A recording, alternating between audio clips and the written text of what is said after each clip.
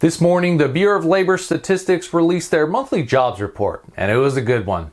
Nonfarm payrolls grew by a solid 379,000 jobs, completely blowing away expectations of a much lower number. In today's episode, we'll do a quick rundown of the government's data and why this report matters to you.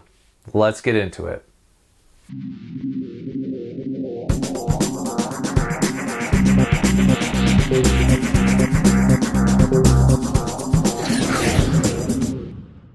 Today's jobs report from the government was a breath of fresh air, especially after several months of some pretty concerning jobs data. The Bureau of Labor Statistics monthly jobs report showed that the U.S. saw a net gain of 379,000 non-farm payroll positions in February. This was the largest increase since the 680,000 increase back in October of 2020. After averaging just 41,000 jobs a month from November through January, this report was a very strong sign of a recovering economy and blew away Dow Jones estimates of 210,000 jobs. Most of the strong job growth can be attributed to regional economies reopening as COVID cases, hospitalizations, and deaths have fallen across the nation.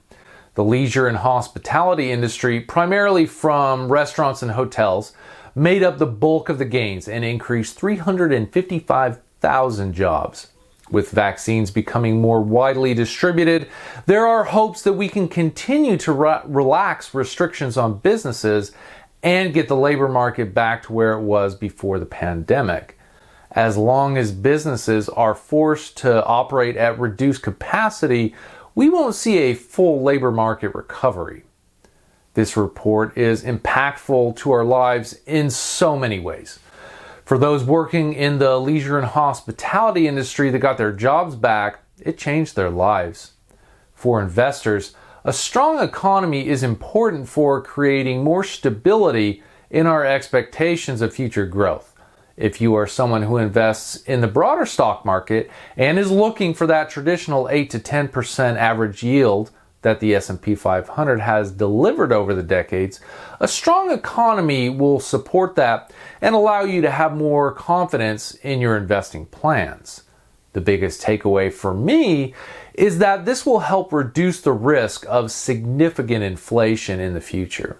As I mentioned in our GDP forecast video yesterday, we need to see wages become the source of income for households, not stimulus coming from currency printed out of thin air. The more we see strong jobs reports like this one, the less the government will need to print currency to get the economy going.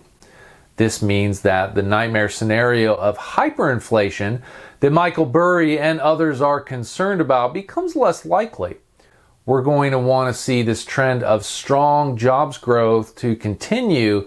So next month, be on the lookout for our jobs report video, which we try to release on the same day as the government releases the data publicly for us. Make sure to subscribe and hit that notification bell down below so you know right away when that video will be released. If you found this episode useful, please give it a thumbs up and share it with others who may be interested in what's happening with our labor market and how it will impact their life. If you didn't find it useful, go ahead and give it a thumbs down and let us know in the comment section below that jobs reports don't matter, and if you can get away with printing currency, you should definitely do it and milk it for all it's worth. Either way, I'll see you in the next video.